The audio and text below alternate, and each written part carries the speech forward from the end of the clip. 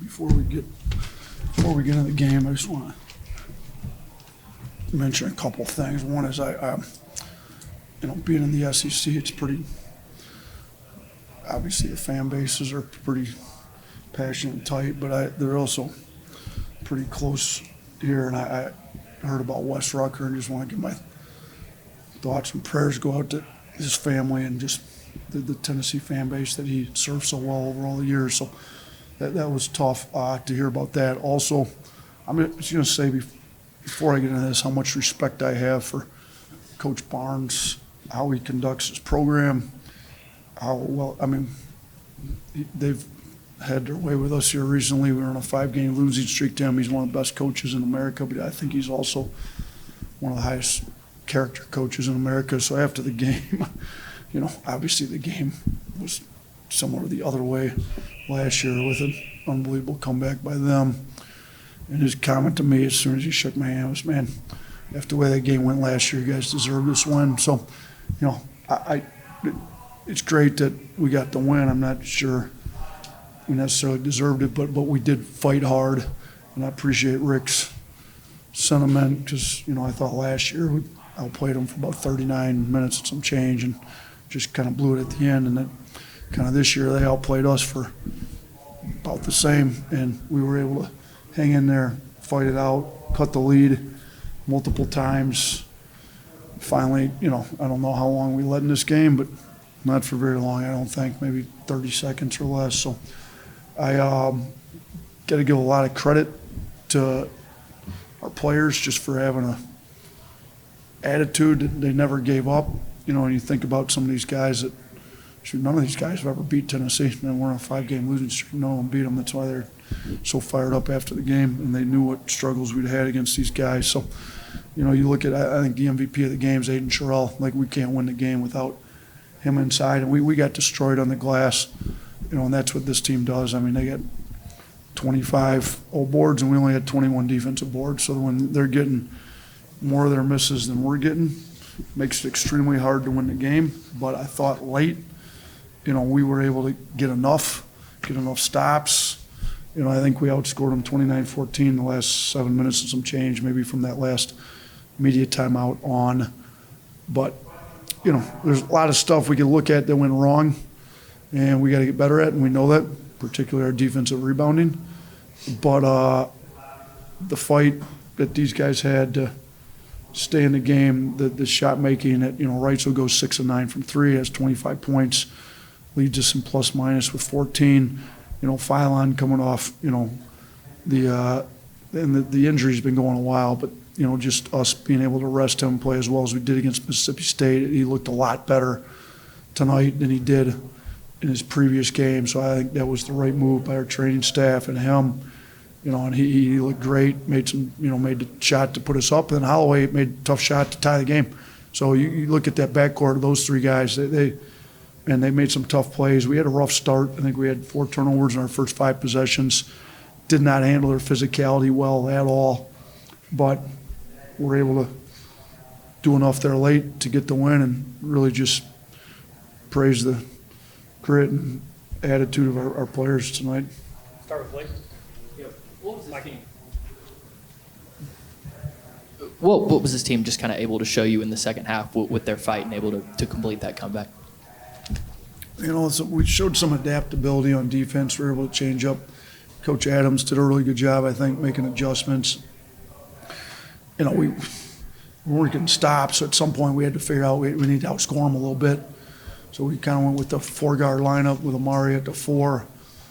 So between, Preston, B.A., Fleming, good suggestions. Thought our coaching staff did a really good job. The players, and that, they made things difficult on them. Some of the shots they had to take, and then they still had way too many old boards, but at 16 the first half, only had 9 the second half. So 9's still a lot. No coach should be happy with giving up 25 old boards, but we did cut it from 16 to 9.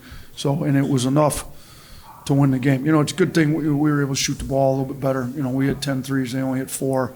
We went to the line and went 11 of 13. So, and the two biggest keys for us going in this game were our defensive rebounding, did not do a very good job of that at all, and then not fouling. Like, you just can't put this team to the free throw line. I thought, we kept them off the free throw line pretty well. I don't know if it was us not fouling or just lack of fouls called, period, in the game.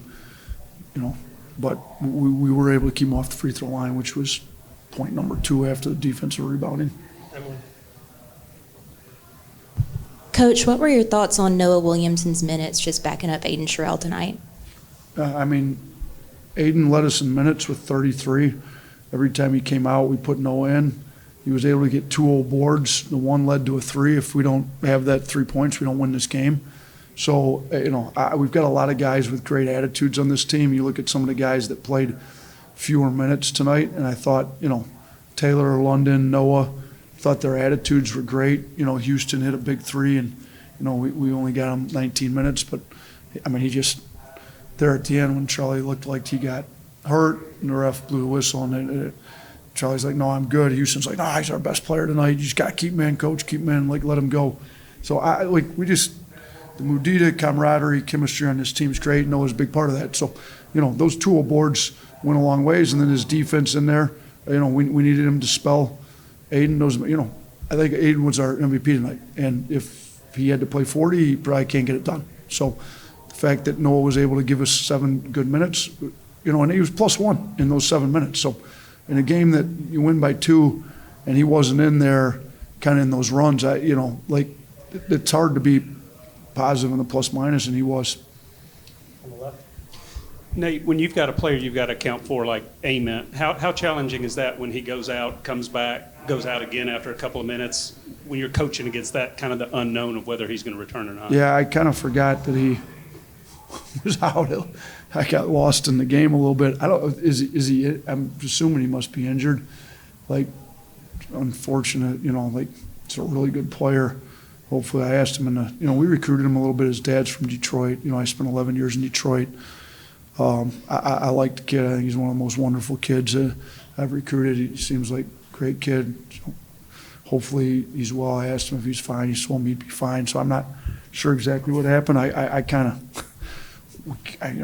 was so worried about trying to get a rebound, and our guys just getting destroyed on the glass and not turning the ball over that I was just trying to find matchups and figure out what adjustments to make with the guys on the floor. And then, I kind of realized he wasn't in there at the end. So obviously with him scoring 29 the first time and them not having him, that certainly helped. But, we didn't have Amari or Holloway first time we played them either. So it's kind of how sports works a little bit.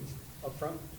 Which you talked about the rebounds a little bit, but Tennessee attempted 22 more field goals than your team, and you still won the game. How can you kind of tell us how that makes you feel about your team's patience and shot selection on offense? Yeah, it's we talk about the possession game, and we got destroyed. They had 16 more old boards, and we had 4 more turnovers, kind of minus 20 in the possession game, minus 22 in the field goal attempts.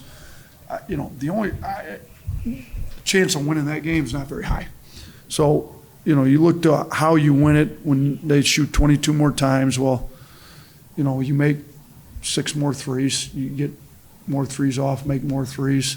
So your efficiency numbers, in your shots are, I'm looking at our breakdown. They only shot 53% at the rim, so they weren't converting all their rim shots. They took 23 non-rim twos and only made them at a 35% clip. So, but it works for them because they get it shot up and they go get it. The fact that we they only got 18 threes up, we got 27, which is still not as many as we'd like, but more than we got up before. These guys do a great job running you off the line. So, we needed to generate more threes. Some of them came off some turnovers, some broken plays, but we got him. I think in the one play where Reitzel stripped the ball, we hit it out. Holloway gets in the paint, sprays it to him. He hits a 3 in transition.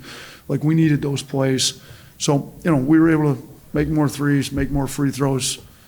We took more non-rim twos than we would like, but, we took 10, they took 23, which, that's somewhat typical. Then they take a lot more of those, but they're able to, their bigs go get the rebounds on those. They're kind of sitting in their paint, near the paint, ready to rebound. That's why sometimes they can't get to the rim. So we kind of got different philosophies and styles. But, man, it's hard to win a game when you're giving the other team 22 more shots, even if, I think you get a little bit better shot. So you got to get to the line, convert at the line. You got to make your threes, which we did at a pretty high level tonight.